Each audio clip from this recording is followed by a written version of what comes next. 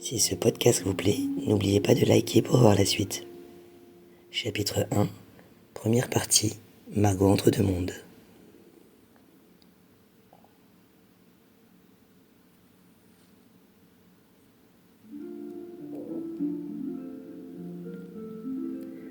Margot, les yeux fixés vers le ciel, repose sur l'herbe tendre, les jambes croisées. Elle inspire profondément, gonfle sa poitrine, puis vide son esprit de toute pensée. Ses muscles se relâchent entièrement. Seuls les oiseaux chantent doucement dans ce petit coin de nature. Margot ouvre lentement la bouche pour exhaler l'air retenu. Lorsqu'elle ouvre les yeux, un léger voile blanchâtre flotte sa vision. Une larme brillante, étincelante, comme un joyau, glisse lentement sur sa joue droite. En baissant la tête, elle glisse sur ses genoux nus avant de se fondre dans l'herbe. Margot pose ses mains chaudes sur son visage, puis une autre larme coule le long de ses doigts fins. Elle relève les yeux. Face à elle, un petit écureuil au pelage roux se tient debout sur ses pattes arrière, immobile, la fixant de ses grands yeux noirs et profonds. Margot tend doucement la main vers lui, observant ce petit museau frémir à chacun de ses mouvements. Le vent souffle dans les arbres, faisant tomber les dernières branches fragilisées par l'hiver et ouvrant la voie aux bourgeons colorés du printemps. Perchée en haut d'une branche, une tourterelle blanche aux reflets argentés observe la scène avec attention. Elle descend gracieusement sur une branche plus basse, puis d'un coup de bec délicat, coupe un bourgeon de cerisier qu'elle dépose au pied de Margot avant de s'envoler vers l'ouest. Margot suit des yeux l'oiseau s'éloignant dans le mille et une couleurs du crépuscule. Elle imagine les paysages merveilleux que cette tourterelle pouvait contempler depuis là-haut. La sérénité régnait là-haut, les rencontres faites au cours de ses voyages à travers le monde. Quand elle baisse les yeux, l'écureuil avait disparu. Elle déplie ses jambes croisées, se lève et d'un regard circulaire scrute les hautes herbes bordant le champ. Mais rien. L'écureuil s'est évanoui dans la nature. Le soleil décline lentement à l'horizon, projetant des reflets dorés sur ses longs cheveux blonds comme le blé, tandis qu'une légère brise caresse ses joues. Margot pivote gracieusement sur elle-même, fait face au soleil et le salue. Elle a l'habitude de remercier Mère Nature lorsqu'elle quitte un lieu pour le bien-être qu'elle lui a offert. Pour elle, Mère Nature est la seule détentrice du pouvoir de guérison, de la paix, que ce soit pour les esprits visibles ou invisibles. À l'aube de ses 40 ans, Margot avait fait le choix de s'exiler, cherchant à préserver son équilibre intérieur. En 2024, le web avait envahi tout aspect de vie, dictant non seulement la manière de consommer, mais aussi notre vision du monde. L'humanité, trop occupée à s'interroger sur l'après-vie, avait délaissé son essence profonde, oubliant de se comprendre elle-même. Margot avait compris que la réalité et le bonheur étaient propres à chacun, au cours de ses brefs passages sur Terre. Elle avait opté pour une vie simple, loin des excès, de la convoitise, des ambitions démesurées et des contraintes imposées par la société. Dieu nous a créés à son image, n'est-ce pas? Sommes-nous en enfer ou au paradis? Les croyances divisent le peuple depuis des siècles. Si notre Créateur était si bon, pourquoi l'humain, créé à son image, fait-il autant de mal? Margot, femme spirituelle, respectait toutes les religions qu'elle avait étudiées le long de sa vie. Sa mère l'avait envoyée dans une institution catholique. Dirigée à l'époque par les Bonnes Sœurs, issues d'une congrégation fondée en 1808, dédiée à l'éducation des jeunes filles et aux soins des malades. Cet établissement avait ensuite servi de maison de retraite pour les sœurs avant de devenir une école supérieure, jusqu'à sa fermeture en 2014. On voyait souvent Margot dans le parc entourant l'école, rêvassant ou dessinant des croquis dans son carnet. Lors des jours de pluie, elle passait ses après-midi à la bibliothèque ou au foyer de jeunes. Les élèves se réunissaient pour partager des moments de convivialité. La bibliothèque était dirigée par sœur Marie-Thérèse, une petite dame discrète, dont le cheveu était caché sous un habit religieux. Menue et silencieuse, elle portait une grande croix en bois autour du cou. Consciente du peu d'intérêt des jeunes pour la lecture, elle parlait peu, laissant les couples d'adolescents s'embrasser discrètement sur le canapé rouge, sous la seule fenêtre qui laissait entrer un rayon de soleil dans la pièce sombre. Margot, quant à elle, choisissait les livres sur la nature, les animaux, l'histoire celtique et ses légendes. Un après-midi, elle tombe sur un livre intitulé « À la découverte de la parapsychologie ». Sœur Marie-Thérèse s'approche. De ses grands noirs, elle fixe Margot. « C'est un livre compliqué. Quand tu l'auras terminé, nous pourrons en discuter si tu le souhaites. » Margot, du haut de ses 13 ans, ne s'était pas contentée de comprendre le livre.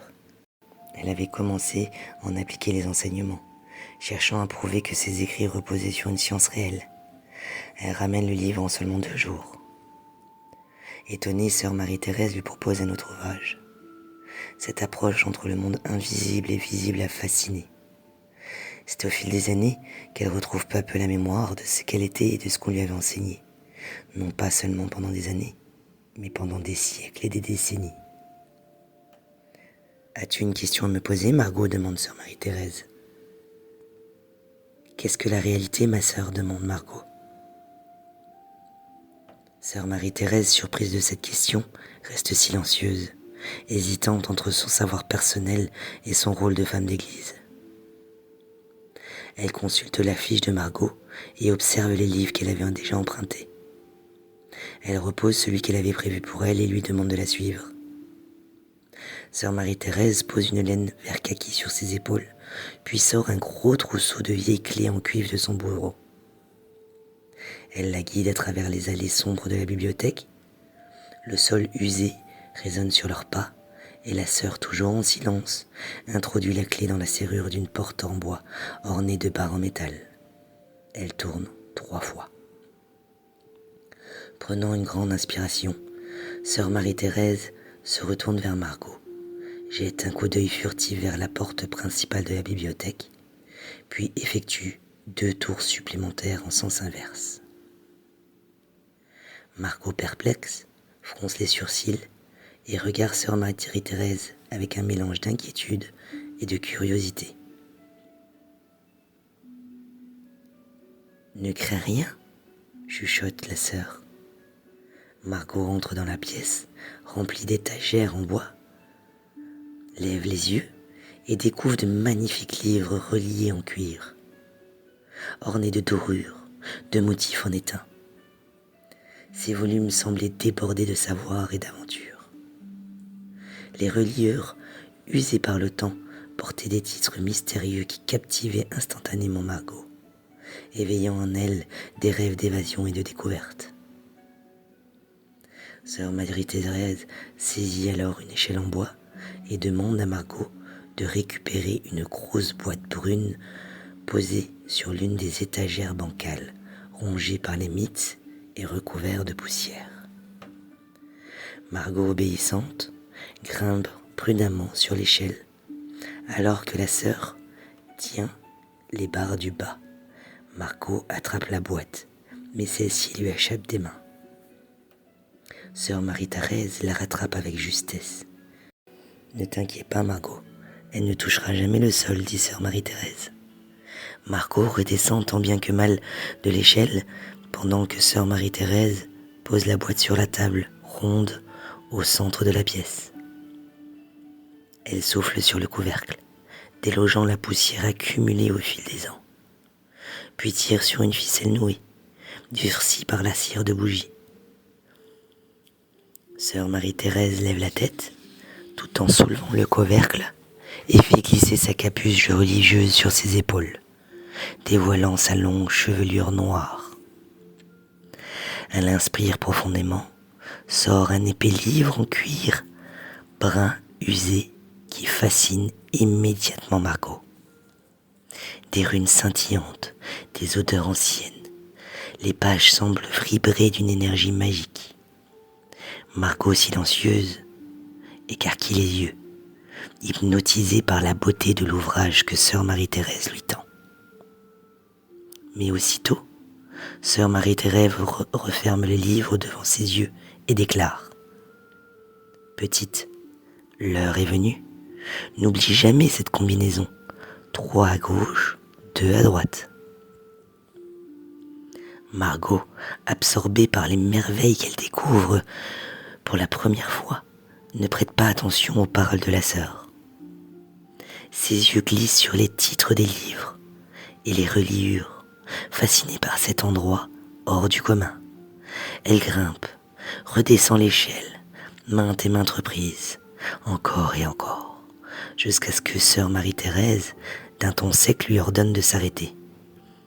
Elle remonte sa capuche, se redresse et d'un geste brusque tire Margot par les oreilles, avant de la jeter hors de la bibliothèque, et referme la porte derrière elle. « Va laver tes péchés », lance-t-elle froidement, avant de s'enfermer à double tour dans la bibliothèque principale.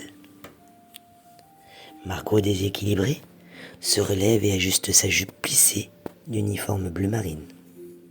Elle souffle doucement sur sa petite blessure en forme de pièce de monnaie, sur sa jambe gauche, où le sang a eu le temps de couler le long de sa peau pour finir sur ses chaussettes blanches, minutieusement bouillies par sa grand-mère chaque week-end lorsqu'elle rentrait à la maison. Même aujourd'hui, devenue femme mûre, Margot porte encore la marque de cette blessure sur sa jambe, un souvenir indélébile de cet instant.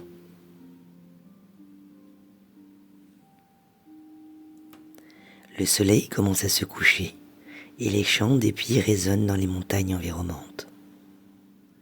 Margot accélère le pas et rejoint un chemin de terre encore humide de la pluie de la veille. À un croisement, elle s'arrête net. Le petit écureuil roux se tient là, devant elle. Elle le fixe longuement. Son souffle s'alourdit. Le temps semble suspendu. Elle inspire profondément, cligne des yeux, mais le petit écureuil avait disparu aussi silencieusement qu'il était apparu. Margot reste figée, immobile pendant quelques secondes, l'esprit troublé. Enfin, elle atteint une petite allée bordée de galets gris et pousse la porte en bois blanche. Elle saisit une boîte d'allumettes posée sur un rocher près de sa vieille lanterne, chinée lors des brocantes du village voisin. Chaque année, ces brocantes étaient organisées les jours d'été. Les villageois se retrouvaient pour un moment de partage. 2 jours après s'être installée dans la maison, Margot avait fait la connaissance de ses voisins lors de ces événements. Elle allume la lanterne dont la flamme vacillant s'éclaire doucement le chemin et remonte l'allée jusqu'à la porte d'entrée de sa cabane. Margot avait minutieusement aménagé son entrée avec des parterres de fleurs et des plantes médicinales, entourés des rochers gravés de symboles de protection. Des carillons teintent dans la brise légère et des objets, souvenirs de ses nombreux voyages, ajoutaient une sérénité au lieu. Du linge lavé à la rivière avec des fleurs de parfum envoûtant était étendu sur le côté de la maison, diffusant une subtile brume florale dans l'air. N'est-il pas vrai que toute terre appartient, finalement, à ceux qui détiennent le pouvoir assoiffés de domination? Lentement, Margot remonte l'allée bordée de petites barrières blanches, franchissant la porte d'entrée après avoir tourné la clé dans la serrure. Son fidèle compagnon, un chien au pelage gris et blanc flamboyant, est allongé devant la cheminée, où la braise rougeonne crépite doucement. À la vue de Margot, il bondit sur ses pattes, la queue dansante de bonheur. Margot s'accroupit pour le prendre dans ses bras, le couvrant de baisers et de caresses bien méritées. Elle porte une longue robe vert pâle, évasée, ornée de fines dentelles blanches au niveau du bustier. Une fleur est soigneusement glissée dans ses cheveux blonds, et des sandales spartiates complètent sa tenue. Autour de son cou pend une jolie pierre de labradorite suspendue à un fil de coton. Ce pendentif lui avait été offert par un vieil homme mystérieux qu'elle avait rencontré des années plus tôt dans une boutique d'antiquités. Elle y cherchait un cadeau pour sa grand-mère. Un homme lui avait affirmé que cette pierre avait le pouvoir de réaliser des vœux. Sceptique à l'époque, Margot ne s'en sépare plus aujourd'hui, l'utilisant comme allié lors de ses rituels de guérison. Margot ravive l'ivresse de la cheminée avec un soufflet en bois et peau de mouton, vestige d'un autre temps. Elle pose son sac en toile de jute sur la table en bois, en sort un petit cahier relié en cuir, orné de symboles mystiques. Ce cahier trouve sa place sur son bureau déjà encombré de notes, de livres anciens, de parchemins, de cristaux, d'herbes sèches et autres objets mystérieux. Les murs autour d'elle sont recouverts d'étagères remplies de livres anciens de toute époque. Depuis toujours, Margot cherche à comprendre le monde qui l'entoure, le visible ou l'invisible, le pouvoir de l'homme sur terre, la différence entre les religions et leur but ultime. Son éducation l'a poussée à explorer les mystères et en savoir toujours plus. Toute sa vie, elle a exploré les profondeurs de la conscience humaine, en équilibre entre l'ombre et la lumière. Vivant en retrait, elle regarde rarement la télévision ou ne consulte qu'occasionnellement Internet, bien que ces outils lui permettent de rester informée sur le monde. Dans sa jeunesse, Margot avait souvent été invitée sur les plateaux de télévision, participant à des reportages pour exposer sa vision unique de la vie et de sa conscience. Elle voit en Internet un moyen formidable de communication, d'échange et de soutien, mais aussi une source de dérives et d'incertitudes. Près de la cheminée, sur une petite table ronde dédiée au spiritisme, repose un livre imposant, celle qu'elle avait empruntée à la bibliothèque de l'Institut dirigé par sœur Marie-Thérèse des années auparavant. Les flammes dansantes se reflètent sur la couverture en cuir, ornée de symboles. Margot s'installe confortablement dans son rocking chair en osier, allume des bougies blanches parfumées, tandis que son fidèle chien pose sa tête sur sa jambe. Elle respire profondément et ferme les yeux. Dehors, la nuit tombe doucement. Les nuages envahissent le ciel, amenant avec eux une ambiance sombre et pesante. La pluie commence à tomber, tapotant contre les fenêtres. Margot aime la pluie. Elle l'aperçoit comme une mélodie douce, jouée par Mère Nature. Plongée dans ses pensées, elle se met à fredonner un chant, se fondant dans le rythme apaisant de la pluie. Le temps s'écoule lentement, enveloppé dans une sérénité paisible. Soudain, un coup frappe à la porte, qui résonne à travers les murs de la maison comme un tonnerre. Chaque coup est assourdissant, remplissant l'air d'une tension palpable et d'une urgente pressante. Les coups répétés semblent exiger une réponse immédiate, comme si quelqu'un cherchait désespérément à se faire entendre et à percer le silence avec force inébranlable. Margot ouvre les yeux, se lève et se dirige vers la porte, qui tremble à chaque coup. Lorsqu'elle l'ouvre, elle se retrouve face à un homme d'une trentaine d'années, vêtu d'un imperméable bleu foncé, la capuche sur la tête, trempé par la pluie et essoufflé. Le moteur de sa voiture tourne encore devant la maison. Les portières sont ouvertes et les phares allumés. Margot observe la scène et dit « Bonjour, monsieur.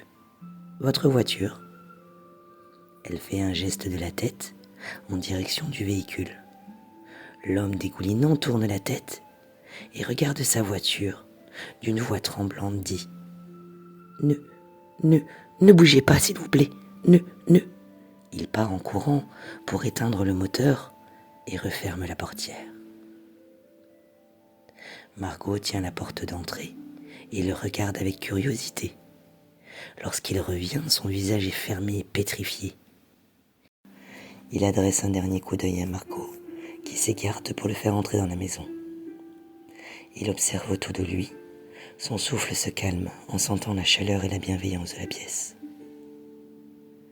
Margot, plus grande que lui, pose une main réconfortante sur son épaule et lui dit « Enlevez votre parka, monsieur, déchaussez-vous et installez-vous. Je vous prépare un thé. » Elle le laisse s'affairer et se dirige vers la cuisine.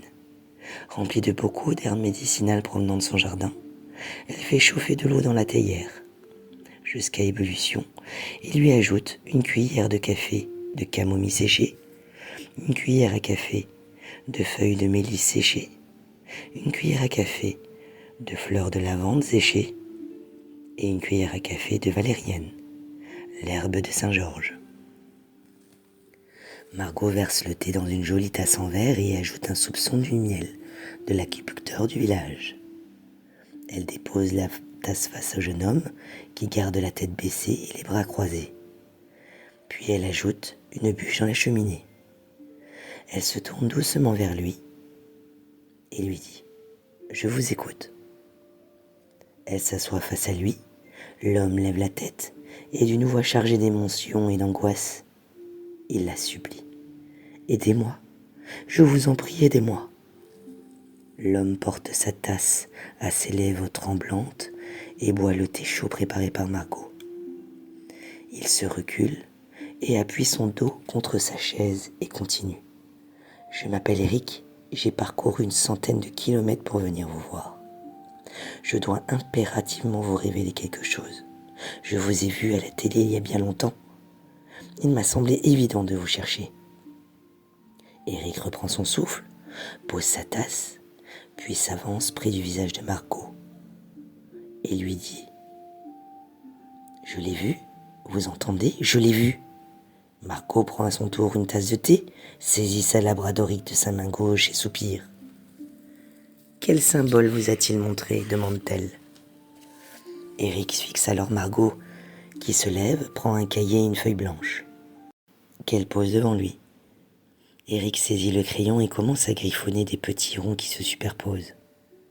Fronçant les sourcils, il mordit ses lèvres nerveusement avant de lever le crayon.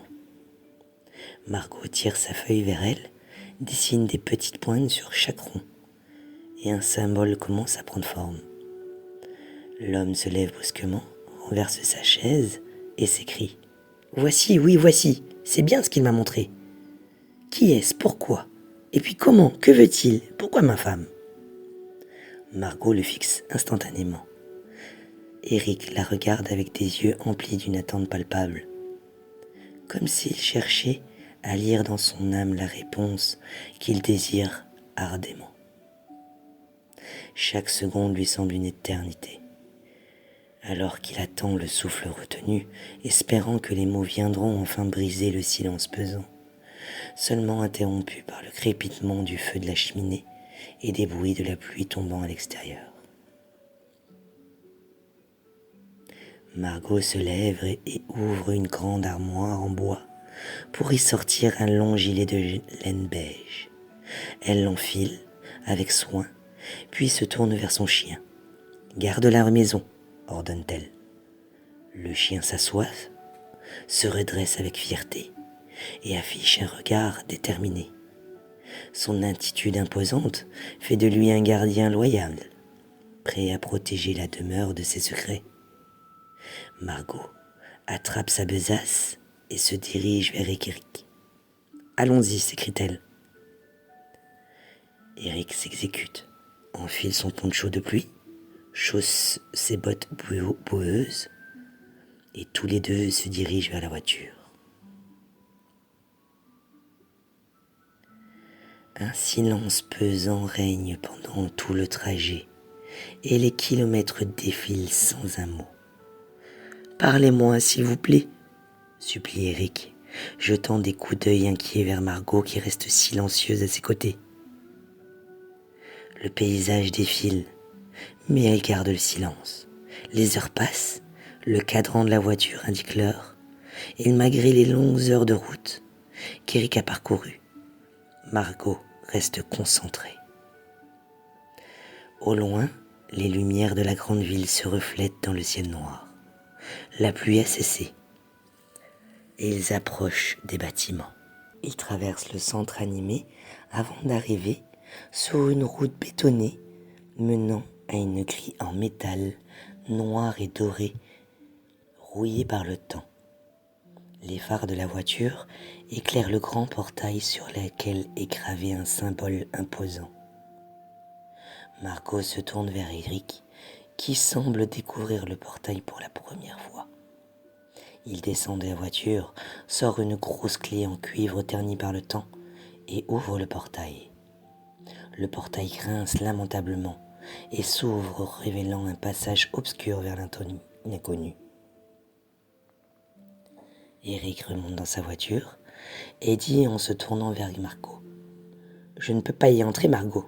Tu n'as pas le choix, Eric.